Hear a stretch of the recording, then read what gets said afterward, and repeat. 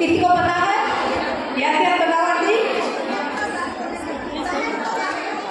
Okay, aunty right के सम्यक कामना। तो जिस गाँव में तीर्थंकर परमात्मा के लिए भी ये रूल है कि जिस गाँव में सम्यक ज्ञान की प्राप्ति होती है उसी भाव को पहले भाव के तौर पर माना जाता है। तो चलिए हम अब जिस भाव में देवीनाथ दादा को सम्यक ज्ञान की प्राप्ति हुई, संकित ज्ञान की प्राप्ति हुई, उसी भाव से हम शुरुआत करते हैं।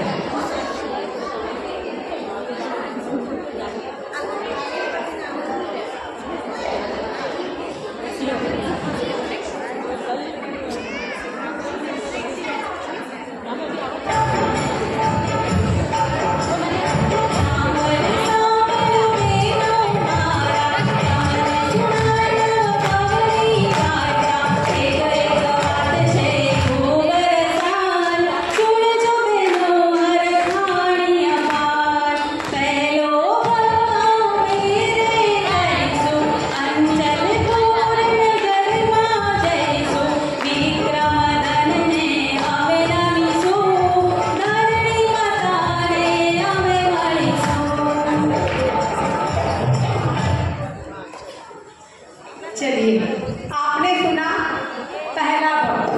तो पहले भाव में नेमिनाथ दादा जब अपनी माता की कुर्सी में आए, उससे पहले माता ने एक स्वप्न देखा। उस स्वप्न में उन्होंने एकदम हरा भरा फैला हुआ फूला हुआ आम्र वृक्ष देखा और किसी ने स्वप्न में ये भी कहा कि ये आम्र वृक्ष 9 बार खिलेगा और जितना खिलते जाएगा उतना और फलदायी होगा। अब पहले के जमाने में जब स्वप्न देखते थे ना तो हम लाइट में गिर गए, आप तो हमें पता नहीं कितने सपना आते हैं।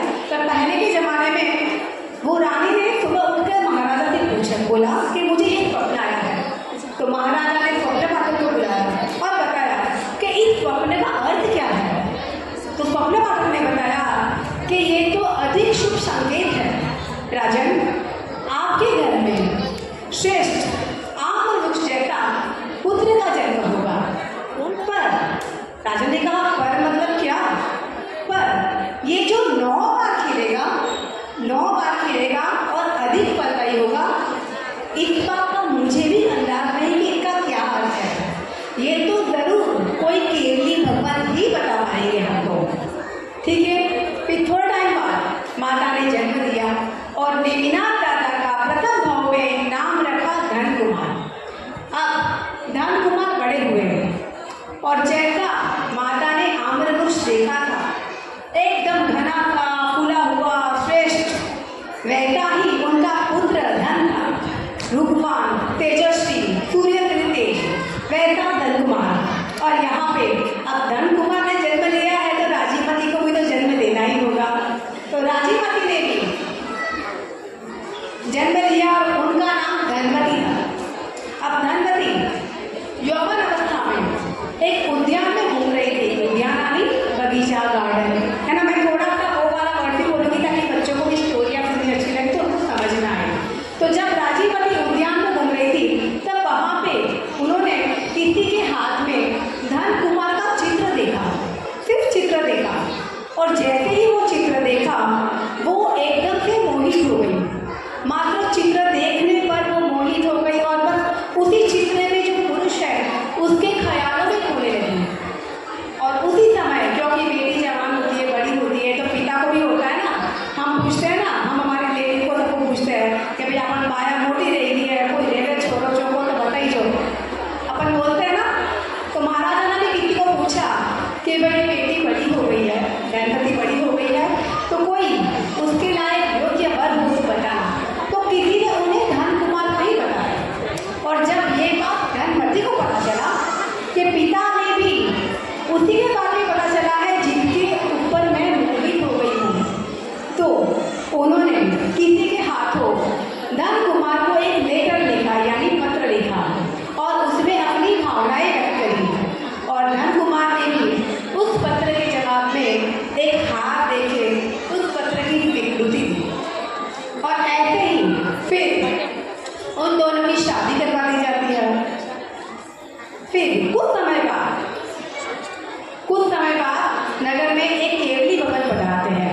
तब माता वापस पूछते हैं कि केवली भवन स्वप्न का पूछते हैं, तो बताते हैं कि जो ये 9 बार किले का बताया ना, उसका अर्थ है कि आपके बेटे के 9 भव होंगे और 9वें भव में वे 22वें तीर्थंकर नेमिनाथ दादा बनेंगे।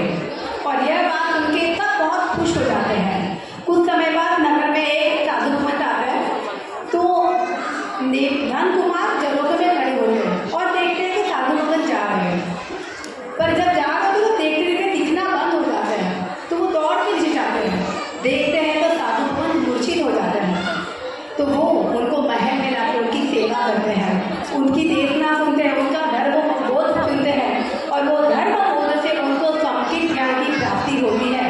और सांख्यिक ज्ञान की प्राप्ति हुई, इसीलिए इस भव को पहले भव के नाम पे गिना जाता है।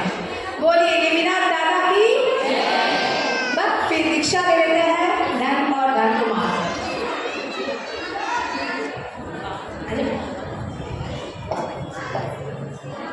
छोटी छोटी बालिका है, आए और तभी तालियां शुरू हो जाए तो मुझे अच्छा लगे।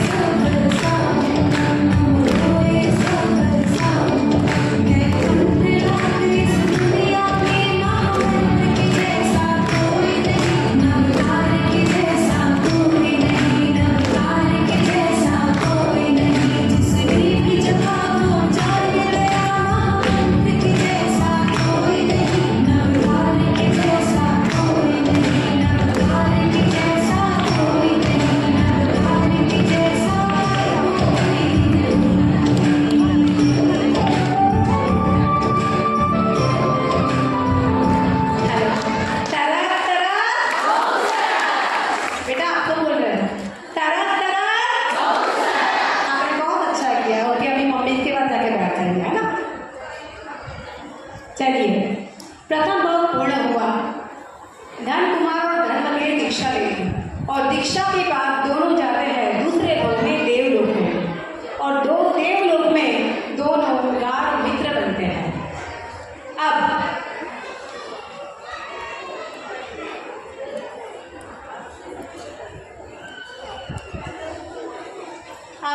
हम आगे सुनते हैं।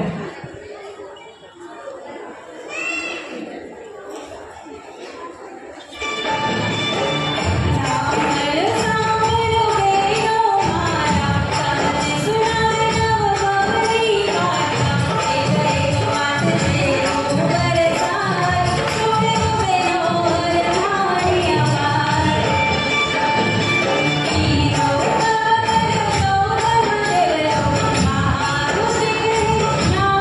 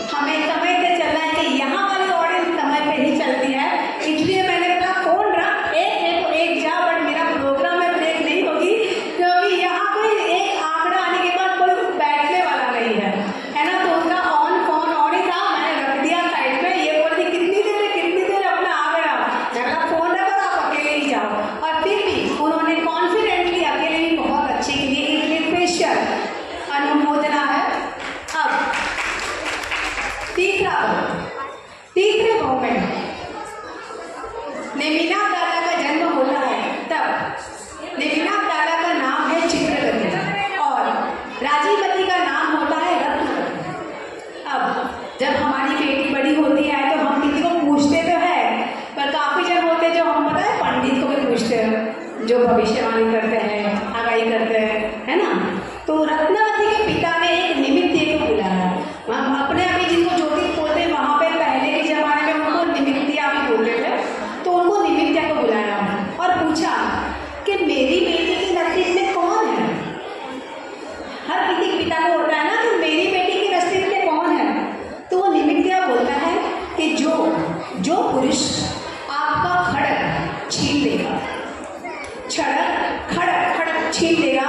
हमारा कहती मैं थोड़ा सा सबको समझना है वो वर्ड भी बोलूँगी, क्योंकि हमारे छोटे बच्चे स्टोरियाँ देखने सुने हैं और काफ़ी बड़ों को भी नहीं पता। खड़ग यानी तलवार, जो राजा की तलवार होती है, जो राजा की खुद की जो तलवार होती है।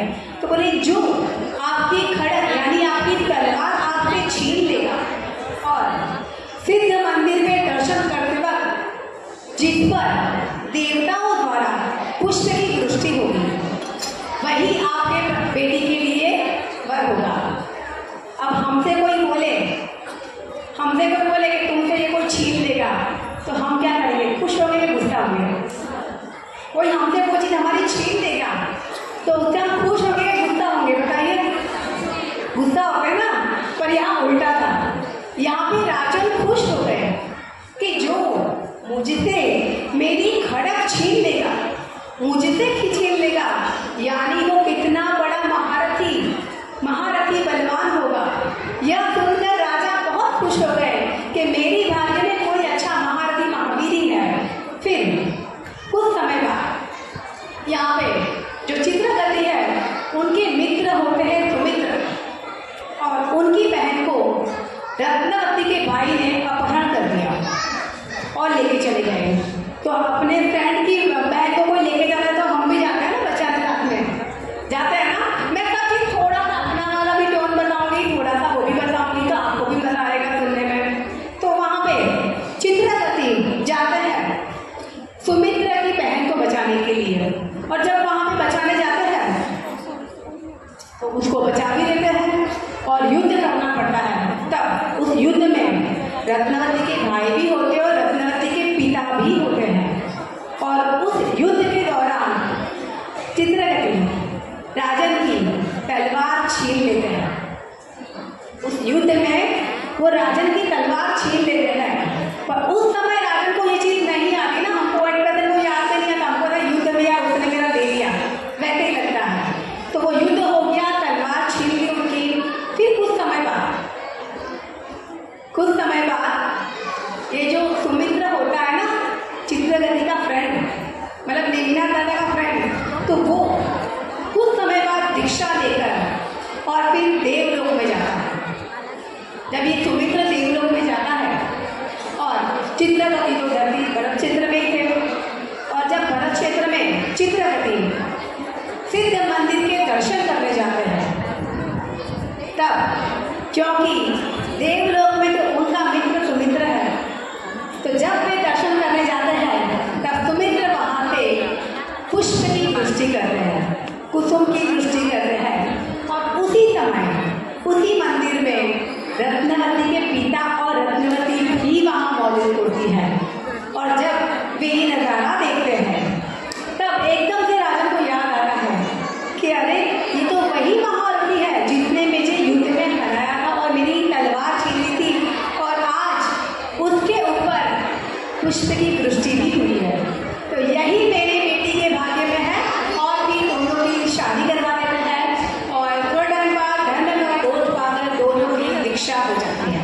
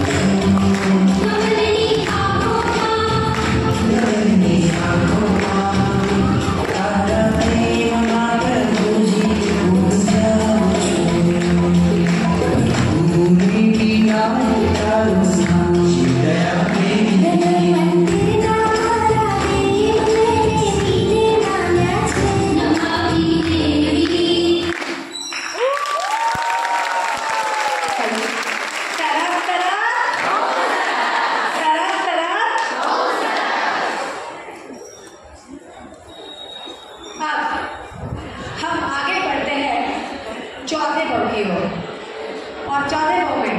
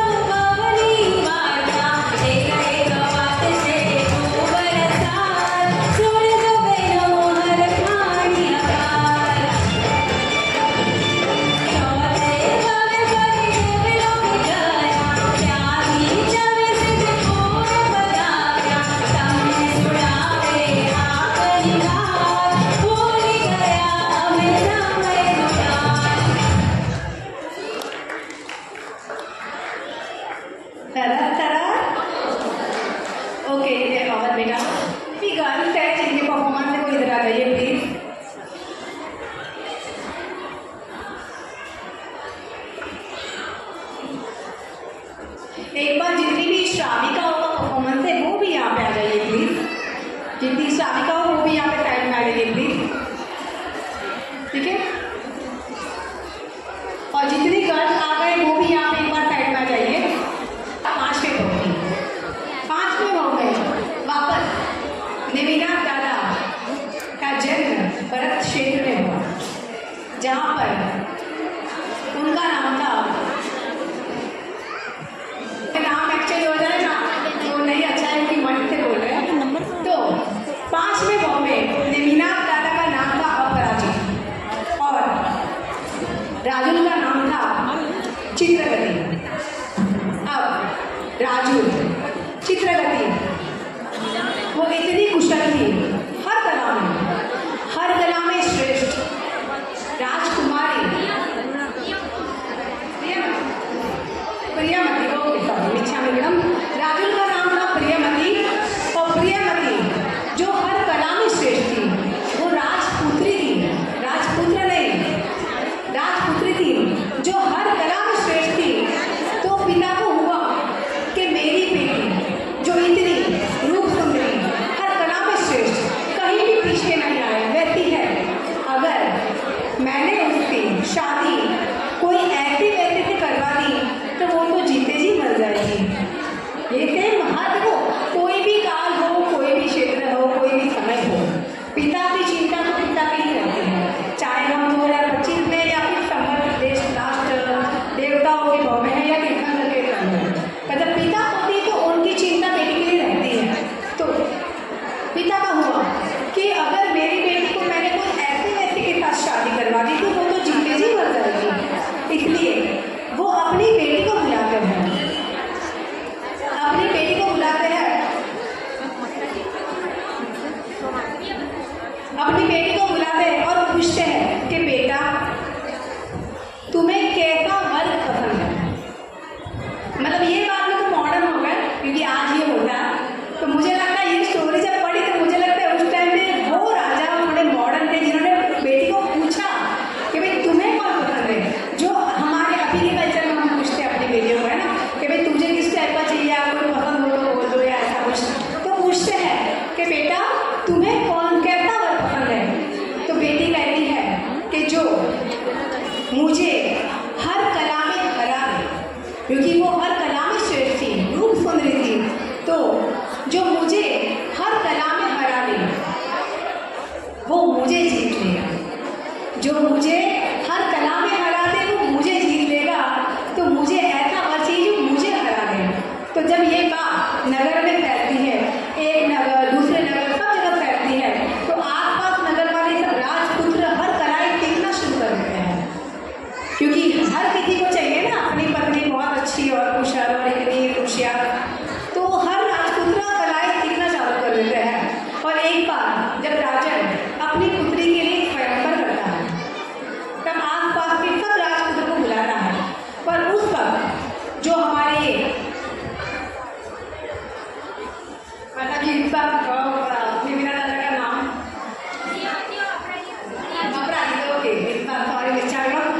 जब तब राजपुत्र को बुलाते हैं, तब जो ये अपराजित हो गया ना, तो उस समय अपने राज्य में नहीं होते हैं, अपने राज्य में नहीं होते, वो अपने फ्रेंड के साथ, मित्र के साथ घूमने निकले होते हैं।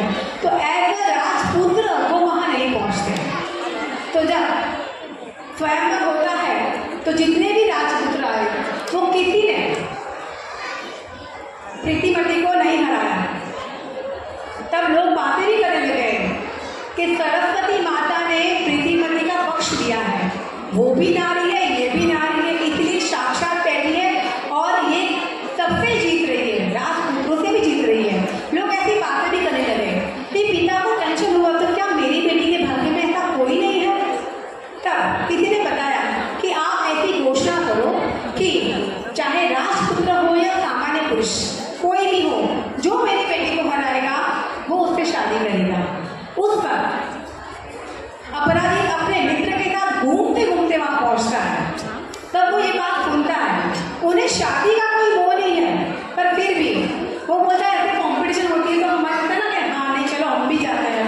तो वहाँ जाते हैं और एकदम साधारण वस्त्र में, वो सामान्य पुरुष के तौर पर जाते हैं, पर उनको देखते ही प्रीतिमती मंत्रमुग्ध हो जाती है और अपराधी उनको हरा देते हैं और उनको हरा के उनका मन जीत लेते हैं और दोनों की शादी करवा दी जाती है। फिर दीक्षा लेके दोनों देवलोक में जाते हैं।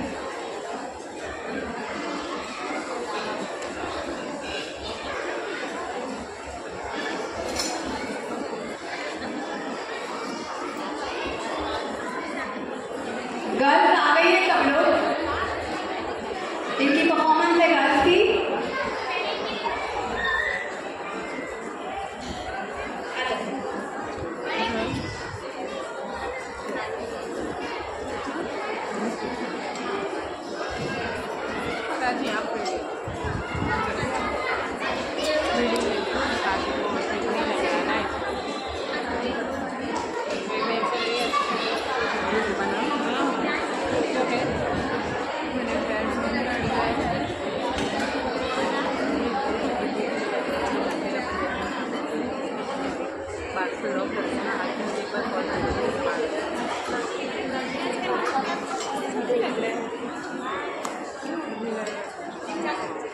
हेलो, अगर गर्ल्स आ गई तो प्लीज स्टेज पे आ जाना, जितनी आ गई हो उतनी एक बार आ जाओ।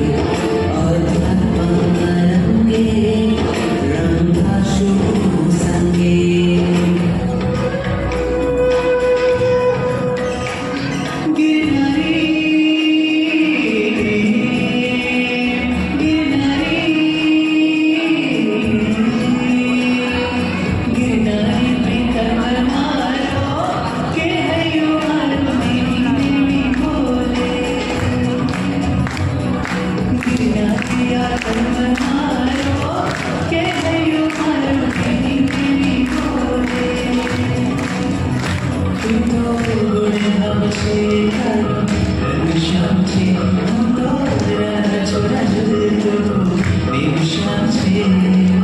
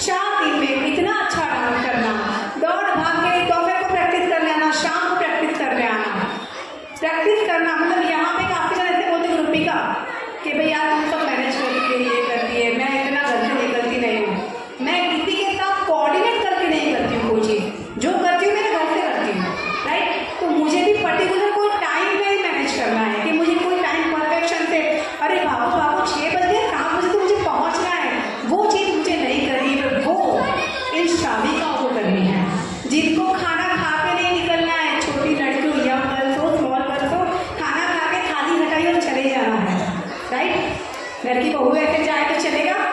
एडोका डांस पे नहीं गया मैं, जरा कॉल करो, है ना? बहुत कम जन होते हैं जो सपोर्ट करते, पर तो भी हम वो चीज़ें फैक्ट ऐसा ही है कि बहू को भी ऐसा कि हम हमारी जवाबदारी, हमारा काम कमेटी भी हम टाइम में कुछ करें, राइट? तो ऐसे में 4 दिन में इतना अच्छा डांस कर दिया। हम जानते हैं, देखते हैं दोपहर को प्रैक्टिस, शाम को प्रैक्टिस और दौड़ भाग के आना, जिसमें तो तपस्या कोई छूटा एकदम आता हो किसी रास्ते चल रहे किसी का कब चल रहा है, तो इसलिए सबसे ज़्यादा हैट्स है। तो आप सभी के लिए तो जोर से जोरदार तालियां हो जाए इनके अनुमोदन के लिए। वेलकम।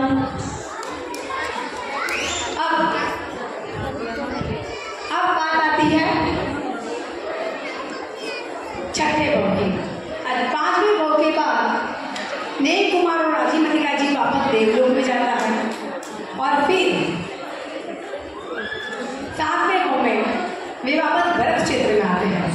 अब यहाँ पे सबको ऐसा होगा कि एक भाव हुआ फिर देवलोक, एक भाव हुआ फिर देवलोक, होता है ना ऐसा कि दीक्षा भी लेते हैं, बोध भी पा रहे हैं, सम्यक के ज्ञान की प्राप्ति भी हो जाती है, पर वापस देवलोक आया तो वो कहते हैं ना, इतने भाव तक जितने हमने पिछले 6 भाव देखे, तो 6 भाव तक नेमिनाथ दादा और राजीमती दीक्षा को लेते हैं, पर इनकी प्रीत को मंदिर मिलती है, इनकी प्रीत को मंदिर मिलती है, दोनों का प्रीत पूरी होती है, शादी होती है, फिर दीक्षा लेते हैं। तो जब तक ये प्रीत कंटिन्यू है ना, तब तक उनको मोक्ष नहीं मिलता। इसीलिए हर एक भरत क्षेत्र में जन्म लेने के बाद वापस वो देवलोक में जाते हैं। अब हम बात करते हैं 7वें भाव की।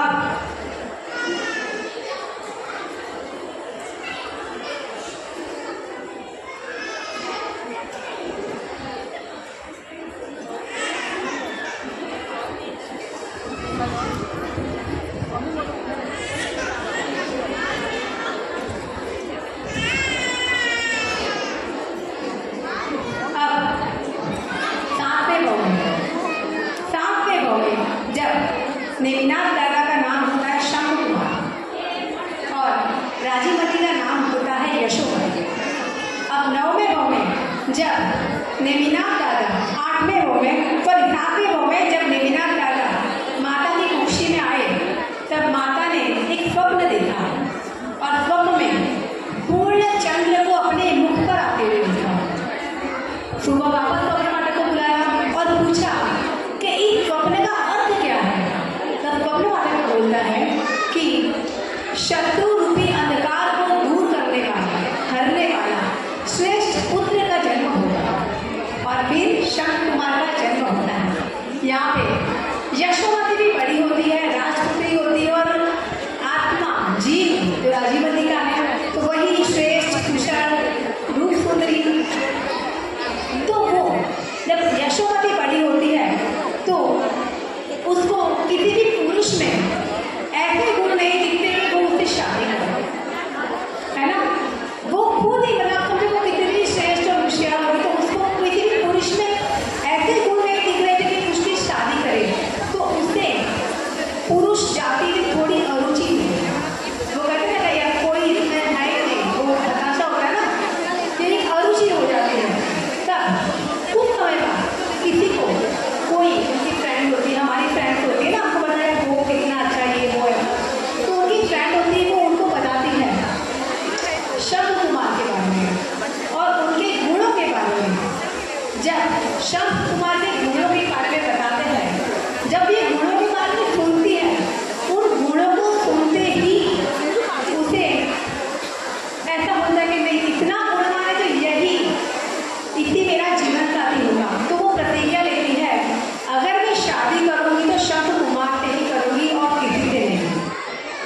अब राजपुत्री होती है तो उनके लिए बहुत रिश्ते आते हैं ना। अगर आप अपने घर की बेटी अगर बहुत होशियार होती है, वैल्यू होती है, तो पता होगा बहुत हर कोई चाहेगा ना कि हमारे घर में सुशील संस्कारी सुंदरी और होशियार बहू आए, हर कोई चाहता है। तो बहुत सारे राजपुत्रों का और दूसरों का भी न्यौता आता है कि भाई आपकी बेटी को हमारे बेटी से शादी करवाओ। तो राजन सबको नाम होता है कि इनने प्रतिज्ञा ली ये कि शंख कुमार से ही शादी करती है। अब एक विद्याधर का प्रस्ताव आता है यशोमती की शादी के लिए, पर उनको भी नाम बोल दिया जाता है कि नहीं क्योंकि प्रतिज्ञा ली कि शंख से ही मैं शादी करूंगी। फिर और होता है ना किसी की वो अपमान लगता है कि मुझसे शादी के लिए नाम बोल दिया, होता है ना।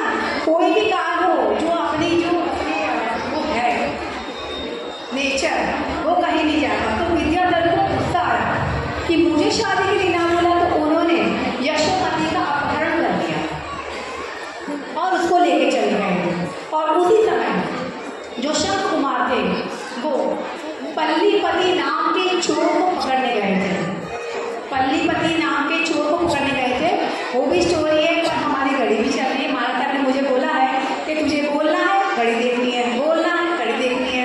तो जो पल्लीपति नाम के चोर होते हैं उसको पकड़ने शंख कुमार जाते हैं और उसको पकड़ के जब नगर की ओर वापस आ गया तब बीच में उन्हें अर्धवृद्ध एक स्त्री रोकती है और बताती है यशोमती के बारे में। उस स्त्री को पता नहीं है कि यही शंख कुमार है, तो उनको बताती है यशोमती के बारे में।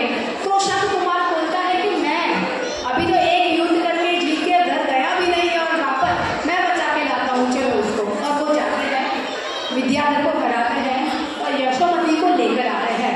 फिर उन्हें पता चलता है कि यशोमती ने ऐसी प्रतिज्ञा ली है और उन दोनों की शादी करवा दी जाती है।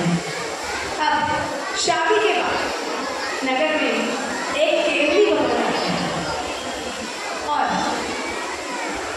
शंख कुमार उनकी घर को सब सुनते हैं। फिर वो बोलते हैं कि साधु कुमार को कहते हैं कि मैं जानता हूँ कि ये दुनिया स्वार्थ की है, ये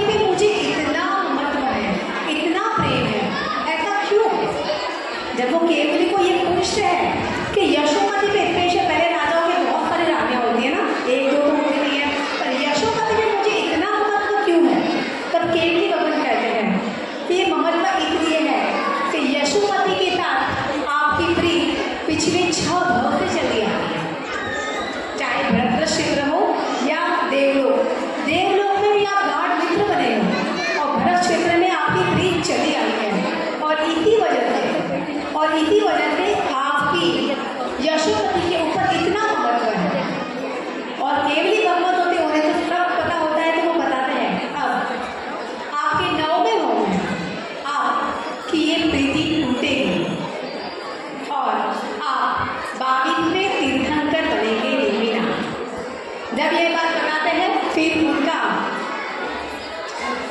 शंख कुमार और यशोमती धर्म का बोध पाठ के दीक्षा लेते हैं और वीर स्थानक तप करते हैं। गुरु भक्ति और वीर स्थानक तप करते हैं और उस तप से उस जन्म में नेमिनाथ दादा का तीर्थंकर नाम कर्म का बंधन होता है। बोलो नेमिनाथ दादा की। तो 7वें भाव में नेमिनाथ दादा का तीर्थंकर नाम कर्म बंध होता है, वो बंधता है ना। ठीक है, अब आगे बढ़ते हैं।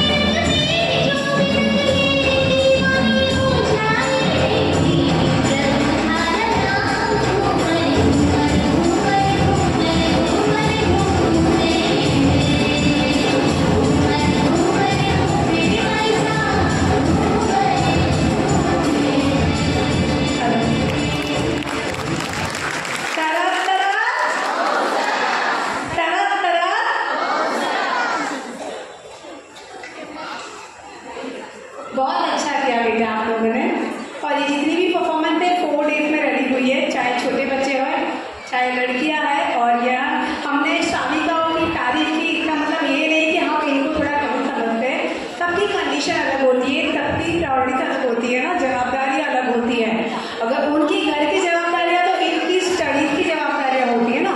कोई साइड में डांस क्लास लेता है, कोई ट्यूशन जाता है, ट्यूशन करवाते हैं, तो सबकी अपनी अपनी जवाबदारियाँ होती है। छोटे बच्चे जो 7-8 साल के, तो उनकी भी होमवर्क करने की जवाबदारी होती है ना, स्कूल को जाना पड़ता है, तो सबकी जवाबदारियाँ है।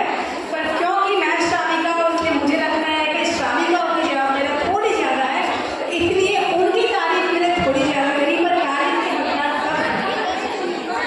अब यहाँ पर चावल की थाली हो रही है, वो बात हो रही है, तो चावल देख के आवाज़ किए बगैर सब लोग चावल आकर थाली बात करना, ताकि सबके पास चावल हो जाए। हाँ, थोड़ी थोड़ी लेना ताकि सबके पास पहुँच जाए, राइट। अब आवाज़ मत कीजिए ताकि वो वहाँ भी होता रहे और यहाँ पर वहाँ भी होता रहे। अब जितना ये जो आपको मैंने स्टोरियाँ बताई है, ये जितनी भी स्टोरियाँ बताई, पहला भाव, दूसरा भाव, तीसरा भाव, चौथा भाव, 5वां भाव, 6वां भाव, 7वां भाव, अब 8वां भाव, या देवलोक में जाएंगे, राइट। अब हम कहीं भी कोई कपल होता है, कोई पति पत्नी है, फिर हमें पोस्टर एक कंपैरिजन आती है। ये कोई भी शास्त्र वाली बात नहीं है, क्योंकि कोई प्रोग्राम की हम स्टडी करते हैं ना, थोड़ा अपना भी एक ओपिनियन होता है, एक अपना ओपिनियन होता है ना वो स्टोरीज को लेके। तो मैं ये पूछती हूँ कि हमेशा हम कोई भी चीज़ में एक कंपैरिजन करते हैं, राइट। चाहे लव है, हेट है, प्यार है, दुश्मनी है, नहीं इससे ज़्यादा ये इसको नफरत करती है, ये तो इतना नहीं करता। पति से ज़्यादा पत्नी प्यार करती है, पत्नी से ज़्यादा पति प्यार करता है। ये सब कंपैरिजन चलती है नहीं चलती है? चलती है ना। आप आवाज़ बंद कीजिए तो हमें भी मज़ा आएगा। तो जितनी ये स्टोरियाँ सुनी, तब एक कंपैरिजन मेरे माइंड में किया कि किसकी प्रीत ज़्यादा थी। ये कोई शास्त्र आगम की या फिर इतिहास में कोई बात नहीं है, ये मेरा मंत्र है, मेरा ओपिनियन है। स्टोरियाँ स्टडी करने के बाद कि किसकी प्रीत ज़्यादा थी। मुझे लगता है यहाँ पे इतनी स्टोरी सुनने के बाद किसको लगता है किसकी प्रीत ज़्यादा थी, बताओ। देखिए, मैं भी एक नारी हूँ, ये भी एक नारी है, सब बोल रहे राजू की। ऑफकोर्स राजू की प्रीत सबसे ज्यादा थी। निम्नाथ ने भी प्रीत की है, पर प्रीत राजू की सबसे ज्यादा थी। क्योंकि चाहे जी आप हम तीसरा भाव ले, प्रथम भाव ले, 5वां ले, 7वां ले, हमेशा कभी चित्र देख के कौन समर्पित हो जाता है? गुणों को सुन के कौन समर्पित हो जाता है? प्रीत तो दोनों को ना होगी चली आ रही थी ना, पर हमेशा प्रीत का आगाज किसने किया है? राजीवती ने, हमेशा। और क्योंकि हमें नवमी भाव की स्टोरी पता है, सबको पता है, इसीलिए अपना शादी छूटने पर भी जो पीछे पीछे जाती है, तो वो भी साबित करता है कि अगर सच में गहरी प्रीत किसी ने की है ना, तो वो राजीवती ने की है। और ये कोई आगम शास्त्र का नहीं है, ये सिर्फ मेरा ओपिनियन है, जो मुझे लगता है अगर मैं जो पोस्ट करी तो मुझे ये शेयर करना चाहिए। अब आते हैं 9वें भाव में। 9वें भाव में शौर्यपुरी नगरी में, शौर्यपुरी नगरी में राजा समुद्र विजय जी के वहां माता शिवा देवी के गर्भ में, माता शिवा देवी के गर्भ में नेमिनाथ राजा का च्यवन होता है। बोलो नेमिनाथ राजा की।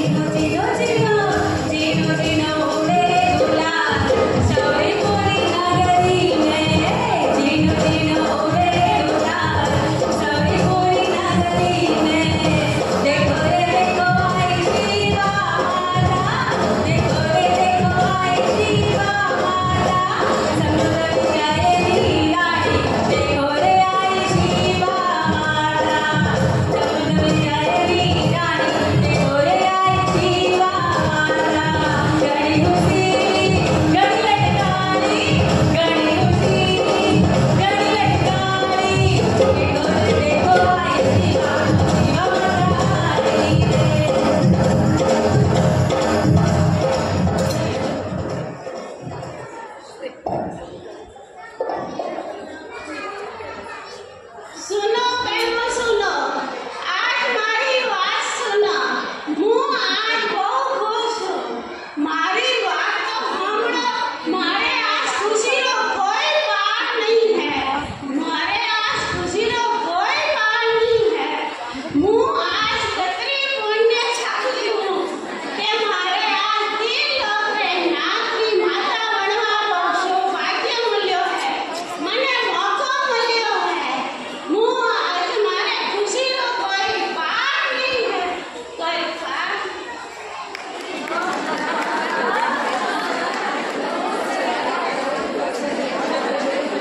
तरह तरह देखो ये है ना हॉट टिकट। हम कौन बनेगा करोड़पति में जाते हैं ना, हम घर में कितना बोलते हैं ना, बंद ही नहीं करते, मतलब एक लगाना पड़ता है पॉज या फिर वो ऑफ का बटन लगाना पड़ता है। पर ये हॉट टिकट यहाँ पे बोलना मतलब आप समझो जय जिनेंद्र बोलना भी कितना टफ है ना, वो जो नहीं आ सकता ना उन्हीं को बताना है जी। तो जो इतना अच्छा आंटी ने बोला बाबूजी मैंने लिखने दे जो मैं तो बोल ला, मतलब महाराज जी को ऐसा था कि भाई वो कोई आंटी ने लिया है तो क्या पता बोलेंगे नहीं बोलेंगे। फिर मुझसे मिले तो मैंने बोला आंटी कुछ थोड़ा ध्यान से आप करोगे कि हाँ हाँ मैं तो कर लूँगी। तो माता जी को बोला कि माता जी आंटी को आप लिख के भी देना और वो डांस भी करेंगे तो आप टेंशन नहीं है कि माँ के भाव हमको जो फिर व्यक्त करें वो कैसे होंगे। तो तरह अब शिवादेवी माता के गर्भ में पुत्र आया। अब प्रभु जी के 3 लोक के नाथ ने विनाश कर रखा, जन्म का वाचन महाराज जी करेंगे और सबको चावल दिए है ना। तो जब वाचन होता है, जब यहाँ से पुत्र माता के गोद में आता है तब अपनी जगह पे बैठे, क्योंकि अभी प्रोग्राम बाकी है, अभी नवमे भाव की सिर्फ शुरुआत हो रही है, तो किसी को खड़ा नहीं होना है, अपनी जगह पे बैठते ही हमें ऐसे ऐसे झूमना भी है एंड चावल से उनको बजाना भी है, राइट। क्योंकि जितना आप लोग बीच मैनेजमेंट करोगे या कुछ ऐसा करोगे ना तो घड़ी बढ़ रही है आगे। हाँ, खड़ा किसी को होना ही नहीं है, हाँ, बट स्टैचू भी नहीं रहना, बैठे बैठे भी झूमना हमें आता है। और इसके पहले वाली परफॉर्मेंस में हमने घूमर लिया है, वो इसलिए लिया है कि हमको किसी भी मोबाइल को चार्ज करना पड़ता ना, तो आप लोगों की बैटरी को मारवाड़ी राजस्थानी पब्लिक की बैटरी को चार्ज करने के लिए हमने घूमर डांस रखा था, क्योंकि प्रोग्राम के बाद यहाँ पे हम सब भी नेमिनाथ प्रभु के जन्म कल्याण के अवसर पर हम भी झूमने वाले हैं, वो भी ध्यान रखिएगा। चलिए आगे।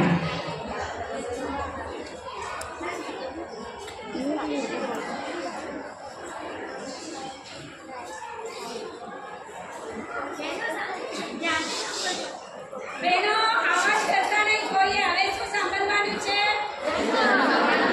તમે બધા શા માટે અહીંયા આવ્યા છો?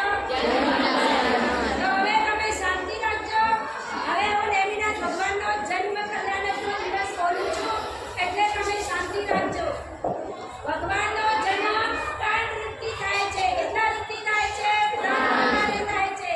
એક માતાના ગર્ભમાં, એક ભક્તના હૃદયમાં, એક પથ્થરમાં।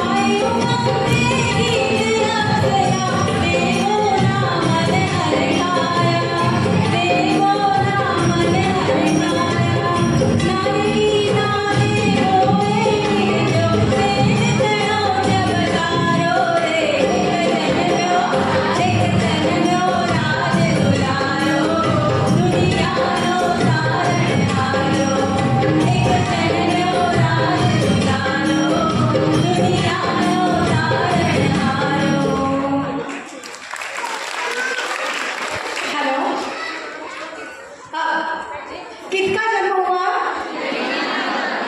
3 लोग के नाम नेमिनाथ दादा का जन्म हुआ। हमारे घर में भी हम पुत्र जन्म होता है ना तो भी बधाइयाँ देने लोग आते हैं ना। हमारे घर में हमारे तो मतलब कोई हमारी कोई भक्ति नहीं है माता जी तीर्थंकर के सामने, पर हमारे घर में भी अगर कोई जन्म लेता है तो बधाइयाँ देने लोग आते हैं। तो ये तो 3 लोग के नाथ है, तो उनको तो बधाई बनती है। अब आगे देखते हैं।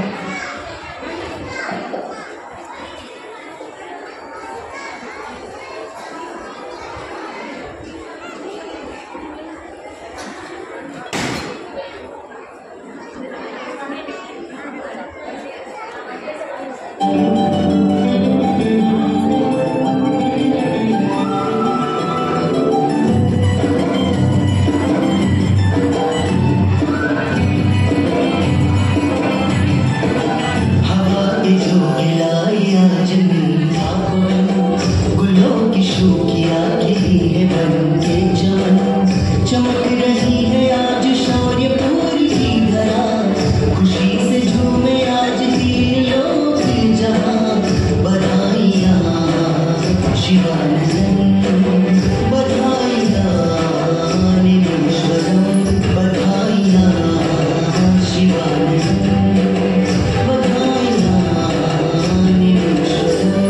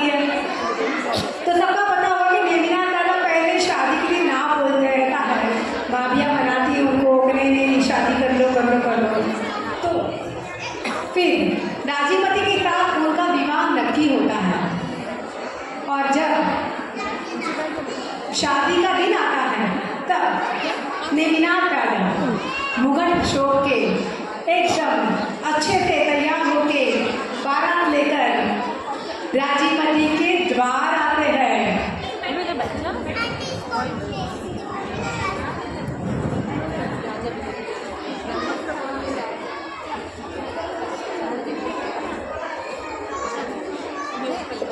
एक मिनट आंटी के लिए तरह तरह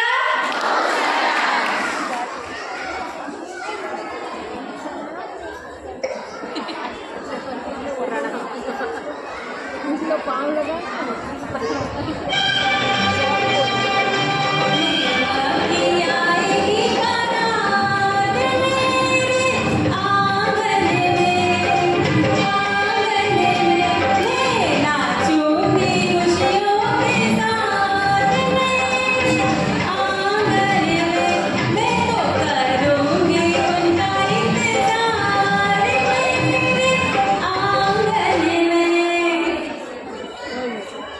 राजा की आएगी बारात मेरे आंगन में।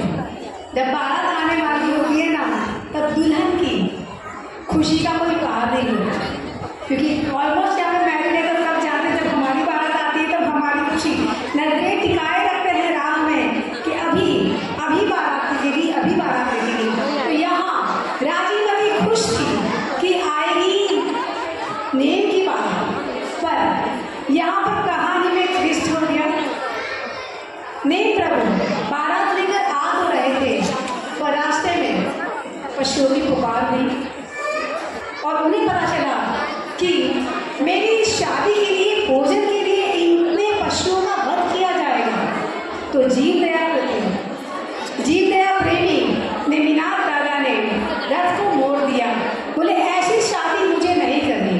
और जब ये समाचार कि बारात घर पे आते आते लौट गई है, जब ये समाचार राजीवती को मिलते हैं तब हम उसके मन की कथा सुनते हैं।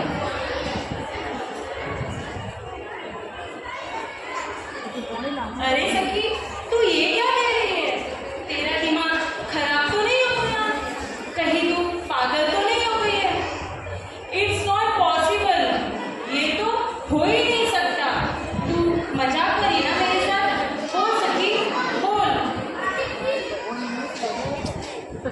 तू बोल सखी, ये जो है वो सच है क्या? अरे ये तो मेरे प्रियतम है, ये मेरे साथ कभी ऐसा नहीं कर सकते। मैं इनके बिना कैसे रहूंगी? मेरी जान तो इनमें अटकी है। छोड़ो, आप लोग मेरे दुख को नहीं समझेंगे। कोई बात नहीं, आप सब रहने ही दो। मैं ही जाके मेरे प्रियतम से बात करती हूँ और उन्हें समझाती हूँ। प्राणा, ओ प्राणा, आप ऐसा क्यों कर रहे हो मेरे साथ? क्या मेरे प्रेम में कोई कमी रह गई है या मुझसे कोई भूल हो गई है? आप बताओ ना प्राणा, ऐसे अकेला छोड़कर आप कहाँ जा रहे हो? मुझे निरादर छोड़कर मत जाओ। हे प्रियतम, आपकी राजुल आपके बिना एक पल भी नहीं रह सकती। हे प्रियतम, एक बार तो मेरे सामने देखो, एक बार तो इस दुखियारी के सामने देखो, एक बार तो देखो, एक बार तो देखो। सामू